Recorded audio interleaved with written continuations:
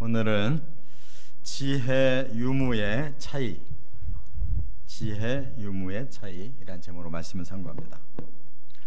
성경에는 지혜라는 단어가 매우 많이 나오는 단어 중에 하나인데, 전체 창세기부터 계시록까지 434절에 지혜라는 단어가 나와요. 그런데 그 전체 66권 성경 중에서도 또 제일 많이 나오는 그 성경이 잠언이에요. 우리가 지금 상고하고 있는 이 잠언에 무려 123절에나 이 지혜는 하는 단어가 계속 나와요. 그러니까 이 잠언은 지혜서라고 이렇게 말할 수가 있는데, 그만큼 지혜를 아주 강조하고 있는 말씀이다 하는 겁니다. 지혜는 이 히브리어 원어로 호크마라고 그러고, 헬라어 원어로는 소피아라고 그러는데, 이 두 가지가 다 똑같은 의미가 있어요. 뭐냐? 하나님이 진리를 주셨는데 그 진리가 그냥 머리로만 아는 지식이 아니고 우리의 삶에 깨닫고 적용하는 힘, 이게 지혜예요. 그래서 지식이 많은 사람도 좋지만 그는 이론에 불과합니다. 그 하나님의 진리를 체험하고, 그러니까 깨닫고 우리의 삶에 적용하는 이 힘이 있어야 그게 진짜 진리의 힘인 거예요. 그것을 지혜라고 말한다, 그 말입니다.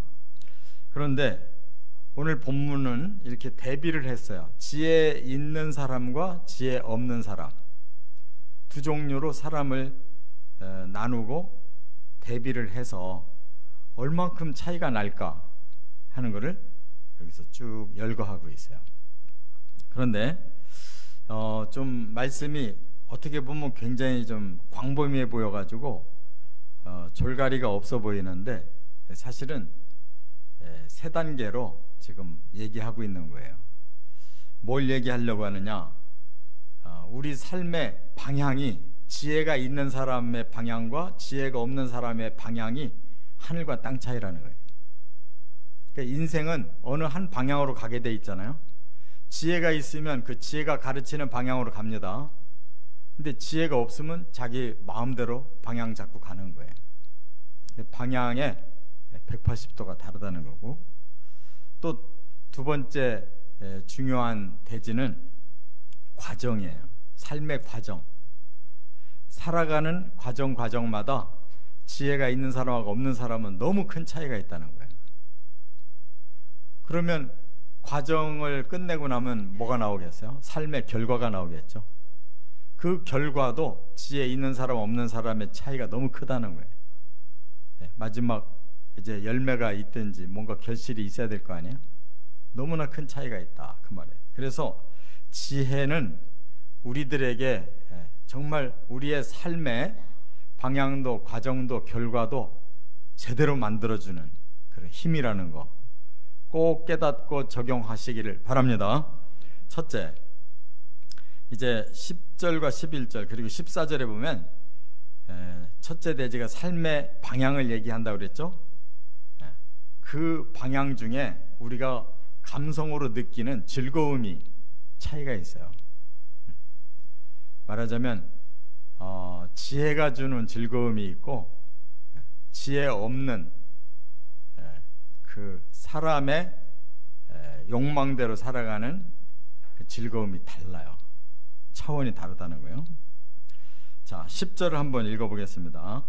곧 지혜가 내 마음에 들어가며 지식이 내 영혼을 즐겁게 할 것이요. 지혜가 우리 마음에 들어가 있으면 영혼의 즐거움이 온다 그랬어요. 영혼의 즐거움, 영적인 것이죠, 즐거움이. 자, 그래서 그 다음 12절에 보면 그 지혜의 즐거움이 뭔가를 구체적으로 두 가지 단어로 설명을 해줬어요. 뭐가 즐거운 것이냐? 여기 보니까 지혜는 근신을 준다 그랬어요. 근신이라는 말은 삼가한다는 뜻이거든요. 그러니까 우리의 삶에 진정한 즐거움은 브레이크가 제대로 작동해야 즐거운 거예요. 그런데 지혜가 없는 사람은 그냥 자기의 그 욕망대로 악셀레이터만 밟는 삶을 사는 거예요. 그러니까 절제가 있는 것이 훨씬 영혼에 즐거움을 주는 거다. 그러나 지혜가 없는 사람은 막 순간의 쾌락, 순간에 자기의 욕망을 발산하는 것이 즐겁다고 생각해서 막 밟아대는데 그러면 사고 나는 거예요. 그래서 무조건 그냥 내게 막 극적인 쾌락이 온다고 그게 좋은 게 아니다 그 말이에요. 그래서 이 근신의 그 힘, 지혜를 통해 근신의 힘이 있는 사람이 적절하게 그 우리 자신을 절제하면서 꼭 필요한 영혼의 즐거움을 누리면서 살게 된다는 거고, 또 하나 주는 게 있어요. 명철을 준다고 그랬어요. 12절에 보면 명철이라는 건 뭐냐? 현명한 판단력이에요. 방향을 잡고 그때그때마다 판단을 잘한다는 거예요. 이 명철이라는 그 한자가 이 밝을 명자고 밝을 철자거든요. 그러니까 우리 앞길을 제대로 빛을 착 비추고 가야 될 길을 착착 골라서 간다. 그러면 그 길이 갈수록 즐겁고 복된 길을 가는 거죠. 근데 이것이 없다. 절제력이 없고 판단력이 둔하다. 그러면 그냥 아무데나 밟고 달리다가 낭떠러지로 떨어지고 처박는 거예요. 그래서 14절에 바로 그 말씀이 나오는데, 14절에 보면 지혜가 없는 사람은 어떻게 사느냐? 행악하기를 기뻐하며 악인의 패역을 즐거워한대요. 똑같이 즐겁다는 거예요. 이 길을 가도 즐겁고 저 길을 가도 즐거운데 그 즐거움은 단순한 쾌락에 불과하고 짧은 그런 말초적인 이러한 자기 만족에 불과하다는 거예요. 그렇기 때문에 행악을 기뻐한다. 이게 뭐예요? 행악이라는 것은 남을 해쳐서 나의 이익을 거두자 하는 주의가 행악이에요. 나만 좋으면 되는 거예요. 그래서 물건도 훔치고, 나만 좋으면 되니까 강간도 하고, 나만 좋으면 되니까 두들겨 패서 죽이고 이러는 거예요. 근데 그 결과는 그 즐거움이 너무 짧은 거예요. 그 다음에 고통은 너무나 큰 거예요. 또 여기 뭐라고 그랬어요? 패역이라고 그랬잖아요. 이 패역이라는 이 말은 무슨 뜻이냐면, 오늘날의 이 심리 상태를 말해주는 단어 중에 사이코패스라는 게 있어요. 아주 괴팍한 짓을 해야 만족이 오는 사람이 있어요. 바로 그런 뜻이에요. 패역은. 그러니까 뭔가 하여튼 괴팍하게 살아야만 되는 거예요. 그 사람은. 그래서 보통 사람이 상상도 못하는 행위를 함으로써 자기 나름대로는 굉장히 만족을 느끼고 쾌락을 느끼는 거예요. 이게 악 중에 악인 거죠. 남을 너무너무 크게 해치면서 자기는 그걸 즐긴단 말이에요. 그것이 굉장히 큰 범죄란 말이에요.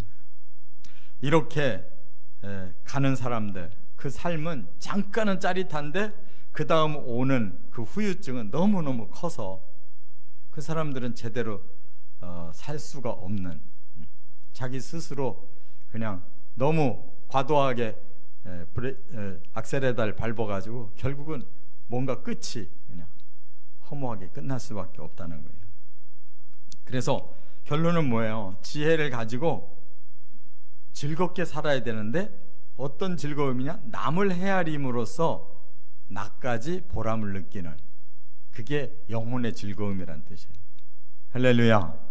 우리 그리스도인들은 영혼의 즐거움을 위해 살아야 돼요. 육의 쾌락을 위해 살면 안 된단 말이에요. 그래서 영혼은 어느 때 즐거우냐?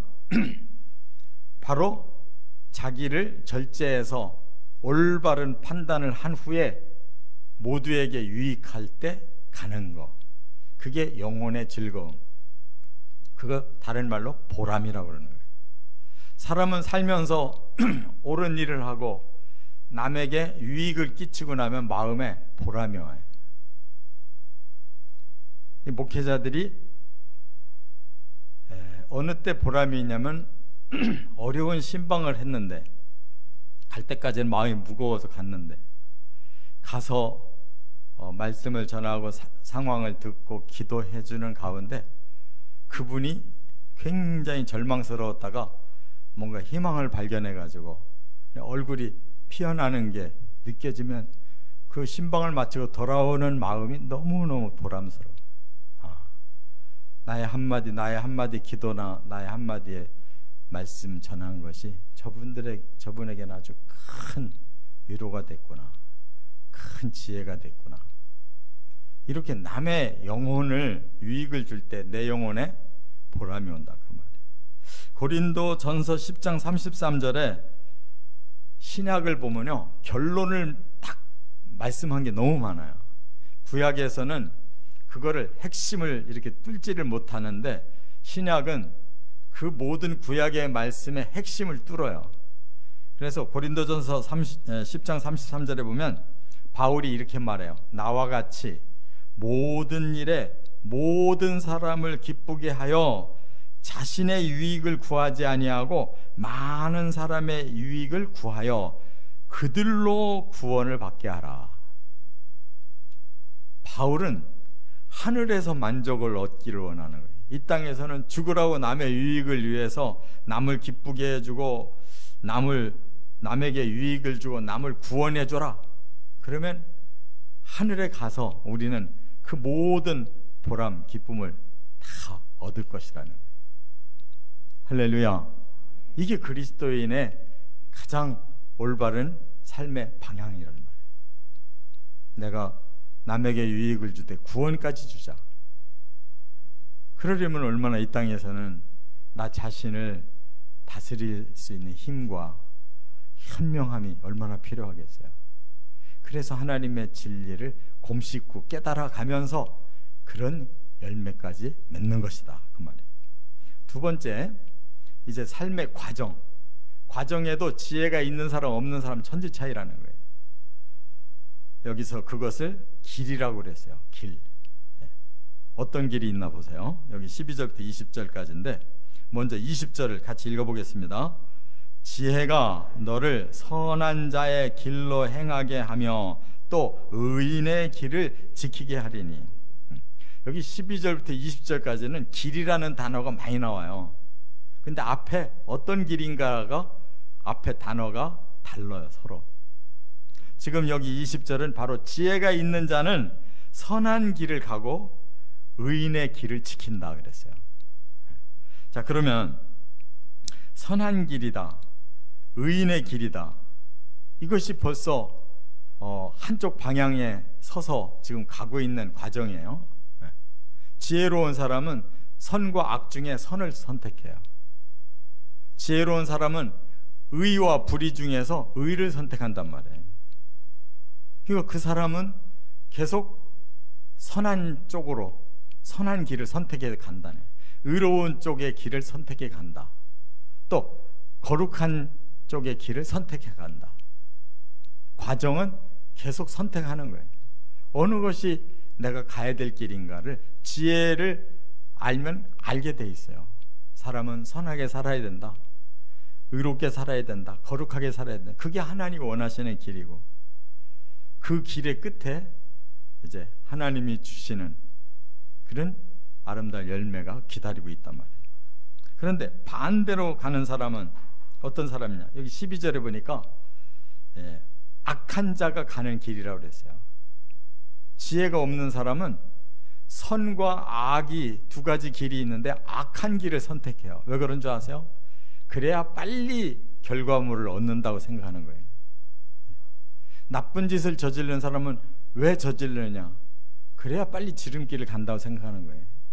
내가 땀 흘려가지고 힘들게 뭘 해서 얻는 거는 내가 힘든데 뭐하러 그렇게 하냐 이거예요. 단숨에 한 사람만 해치면 그의 것이 전부 내 것이 되는데 나는 그냥 한순간에 일확천금하지 않냐. 또 얻는 것의 방법이 다른 거예요.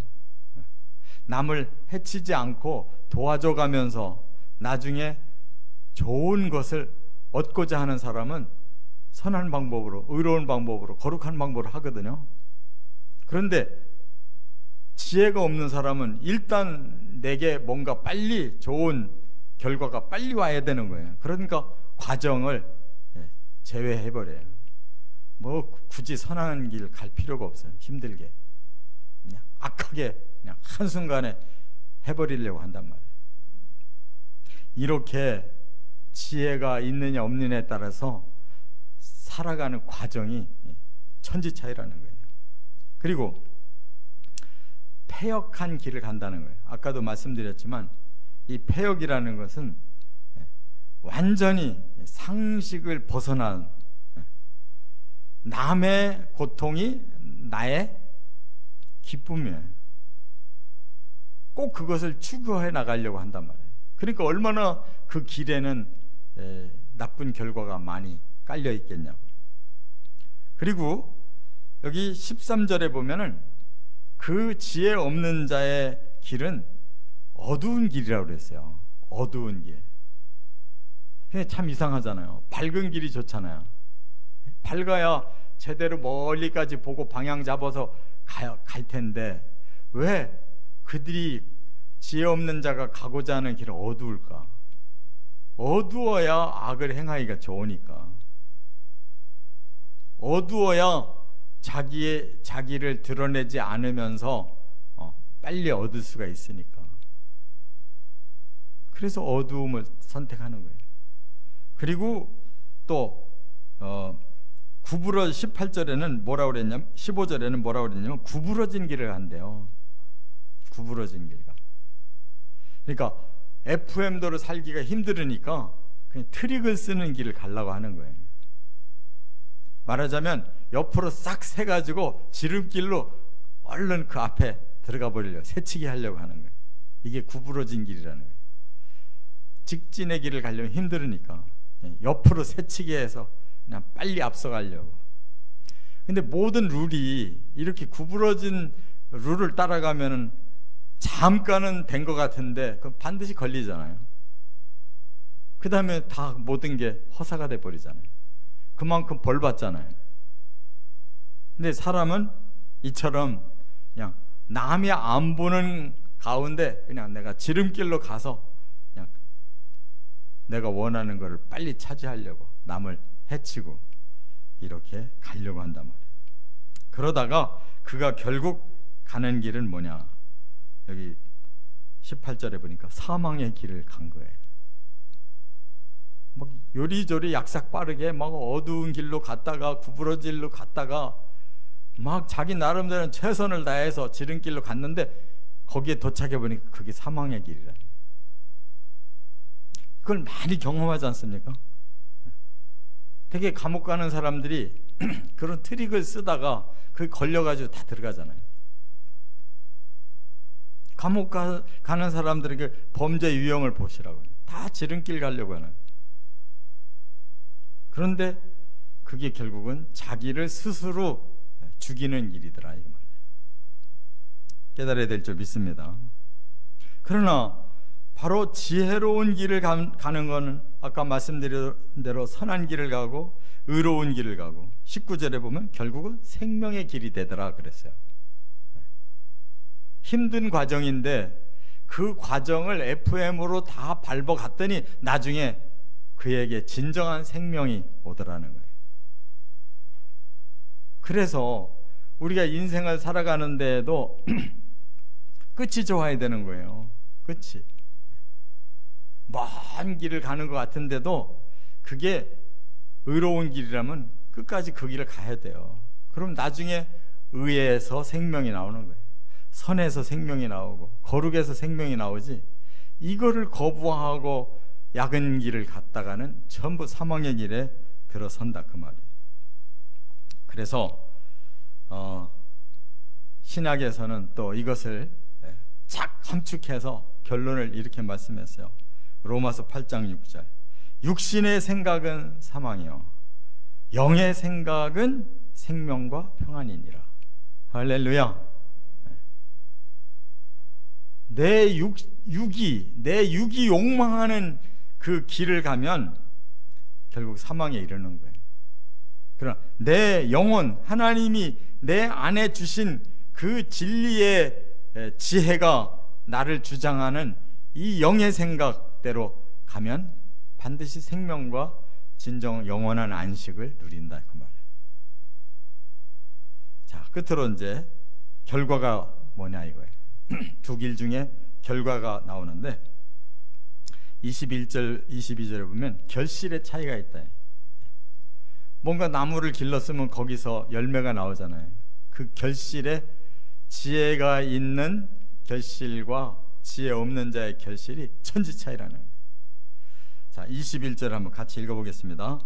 대저 정직한 자는 땅에 거하며 완전한 자는 땅에 남아 있으리라. 네. 자, 이 땅에다가 사람들이 땀을 흘렸어요. 나름대로 땀을 열심히 흘리고 노력했더니 그 땅에서 결과물이 나온다는 거예요. 그렇잖아요? 그런데 정직하게 땀 흘린 사람 그 땅에 거하게 되더라. 또 그 땅에 남아있게 되더라 그랬어요. 뭔가 결실이 좋은 거예요. 그러니까 그 땅에서 남아서 그 땅의 것을 누리면서 살게 되더라는 거예요. 뭔가 열매가 있는 거죠. 그런데 반대로 지혜가 없는 사람들은 어떻게 살아요? 22절에 보니까 악하고 간사하게 살았다고 그랬어요. 이 악하다는 건 이미 알잖아요. 남 해쳐가면서 내 유익을 얻는 걸 악하다고 그래요. 간사하다라는 말은 뭐냐? 배신하면서 산다는 뜻이에요. 간사하다는 거는 여기 붙었다 저기 붙었다 필요한 대로 옮겨 다니는 거예요. 이렇게 남을 해쳐서 내 이익을 얻고 유리한 대로 여기 붙었다 저기 붙었다 배신하면서 하나님 등지는 그런 삶을 산 결과는 여기 뭐라고 그랬냐면 22절에 보니까 끊어지고 뽑힌다 이렇게 말씀을 했어요. 끊어지고 뽑힌다. 앞에서 열매 맺은 사람은 거기에 살고 남아있다 그랬는데 이 악하고 간사하게 사는 사람 굉장히 얕게 살았는데 그 결과는 땅에서 뽑혀가지고 사라지고 또 끊어졌다. 땅에서 끊어졌다. 그는 더 이상 존재할 수 없게 됐다는 거예요. 그러면 이게 무슨 뜻이냐? 끊어진다라는 말은요 카라테라고 그러는데 이건 잘라내고 베어냈다는 거예요. 자기가 원하지 않지만 법에 의해서 그는 잘라졌다, 베어졌다라는 뜻이에요. 그러면 신학에 와서 어떤 때 하나님이 자르시고 벤다고 말씀하셨는지 생각해 보면 알아요. 요한복음 15장에 예수님이 나는 포도나무 너희는 가지다 그랬죠? 포도나무는 가지가 잘 붙어만 있으면 그 가지에서 열매가 맺힌다는 거예요. 근데 잘 안 붙어 있는 가지는 열매가 없으니까 어떻게 된대요? 자른다는 거예요. 우리가 예수님을 믿는 신자인데 예수님께 잘 붙어 있으면 예수님의 주시는 열매가 저절로 맺히는데 우리 자신이 자꾸 자기의 원하는 욕망대로 살으려고 예수님께 쫙 붙어 있지라고 자꾸 떨어져 나갔다. 떨어지는 동안에 생명력이 없어지고 그래서 아무 열매를 못 맺으니까 나중에 하나님이 잘라버리는 거예요. 그 다음에 베어버린다. 예수님이 마태복음 3장에도 그런 말씀했죠. 알곡은 모아서 곡간에 들이지만 쭉정이는 어떻게 한다? 쭉정이는 베어버리고 그를 불에다가 태워버린다 그랬어요. 아무것도 열매가 없는 이 쭉정이만 맺은 이 피 같은 거는 다 잘라가지고 불에다 던져야 되는 거예요. 그러니까 우리의 인생을 산 결과는 우리 마음대로 되는 게 아니에요. 결과는 하나님이 처리하시는 거예요. 그렇기 때문에 하나님이 가르쳐 준 대로 지혜로 살면 그 결과 하나님께서 너는 나와 함께 있을 그런 충분한 열매를 맺었구나. 여기 거해라. 나와 함께 여기에서 잘 살자. 영원한 하나님 나라에 들어가는 거예요. 하나님의 곳간에 들어간단 말이에요. 그러나 내 마음대로 사는 사람은 결국은 예수님에게 붙어있지도 못해서 아무것도 열매도 없었고 쭉정이만 맺었기 때문에 잘라버리고 베어버려서 불태워지고 마는 것이다. 이렇게 말씀을 했어요. 자, 이 마태복음 24장에 보면요, 예수님께서 종말론을 쭉 말씀하시고 마지막 그 46절에 이런 말씀을 했어요. 그들은 영벌에, 의인들은 영생에 들어가리라 그랬어요. 그러면 그들은 영벌에 들어갔다 한 그들이 누굴까요? 그 앞에 설명하셨어요. 41절에 보면 저주를 받은 자들아, 나를 떠나 마귀와 그 사자들을 위하여 예비된 영원한 불에 들어가라. 여기 뭐가 전제됐냐면, 너희들은 내 말을 안 듣고 마귀 말을 듣고 마귀의 사자들을 따라서 갔으니 너희들은 저주가 그대로 남아있다. 너희들이 갈 곳은 불이다. 영원한 불이다. 이렇게 말씀한 거예요. 그러나 의인들은 영생에 들어가리라 그랬잖아요. 의인들은, 그 의인이 바로 지혜대로 사는 사람이에요. 하나님 주신 지혜대로 사는 사람. 그런 사람은 34절에 뭐라고 그랬어요? 내 아버지께 복을 받을 자들이여, 나와라. 창세부터 너희를 위하여 예비된 나라를 상속받으리라. 예수님이 하신 말씀이에요. 얼마나 완벽하게 다 정리를 했냐고. 여러분, 우리가 가는 땅은 여기 아닙니다. 여기는 그냥 과정일 뿐이에요. 진짜 땅은 저 하늘에 있는 천국을 믿으시기 바랍니다. 천국 못 믿는 사람은 완전히 도루묵이에요. 예수 믿을 필요가 없어요. 괜히 헛다리 짚고 살다가 여기도 저기도 못 가는 거예요. 이 땅에서라도 마음껏 살으라고. 천국에 대해서 이 비전이 없는 사람은 이 땅에서라도, 이 땅의 것이라도 얻어보라고. 이것도 아니고 저것도 아닌 기독교인들은 이 땅에서도 못 누리고 저 나라도 못 가. 성경은 창세부터 계시록까지 천국을 얘기하고 있는 거예요. 근데 내 마음에 천국에 대해서 별로 소망이 없고 거기에 대한 이해가 없는 걸 끝까지 그렇게 가면 천국도 못 가고 이 땅에서도 별 볼 일 없이 살고 끝나는 거예요. 둘 중에 한 길을 택하시기 바랍니다. 천국 아니면 지옥 가는 거예요. 이 땅에서 우리가 지혜를 따라서 어떤 방향을 잡느냐, 어떤 과정을 밟아가느냐, 어떤 결실을 하느냐에 따라서 천국이냐 지옥이냐가 갈라지는 거예요. 이건 예수님이 친히 말씀하신 마태복음 24장의 그 완결판이에요. 심판은 그렇게 이루어지는 것이다. 지혜대로 의롭게 산 자들, 하나님이 창세 때부터 이미 준비해 놓은 나라가 있다는 거예요. 할렐루야. 지구보다도 더 근원적으로 준비된 나라가 따로 있다는 거예요. 우리를 생산하기 위해 지구가 잠깐 필요했던 거지, 우리가 살 곳은 천국이라는 거예요. 거기에 영원히 살 수 있는 자, 하나님의 지혜의 진리대로 산 자, 그들은 거기에 갈 자들이라는 거예요. 창세기 보나 잠언을 보나 복음서를 보나 계시록을 보나 모두 한 길을 가르쳐주고 있잖아요. 그런데 그렇게 많은 말씀이 모두 그 한 길을 가라고 하시는데 어째 우리는 이렇게 요동하고 방황하고 있냐고요. 이 모든 말씀 중에 천국이 가장 확실한 나라인데 그것이 제일 확실치를 못하다면 진짜 불쌍한 거 아니에요? 헛사는 거 아니냐고. 천국의 소망에다가 닷을 걸어야 됩니다. 그거 못 걸으면 아무 소용없어요. 안 보이기 때문에 사람들은 보이는 세계를 자꾸 추구하는데 그것도 안 보이면서 뭐하러 믿으려고 그래. 안 보이거든 보이는 세계라도 열심히 살아보라고. 세상에서도 뭔가를 이루려고 하는 사람 보통 열심으로 사는 게 아니에요. 근데 기독교인이 돼가지고 여기도 열심히 없고 저기도 열심히 없으면 어쩌자는 거예요.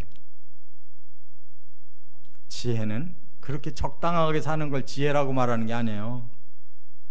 진리를 선택하는 거고 그 진리에 자기의 생명을 걸고 사는 거예요.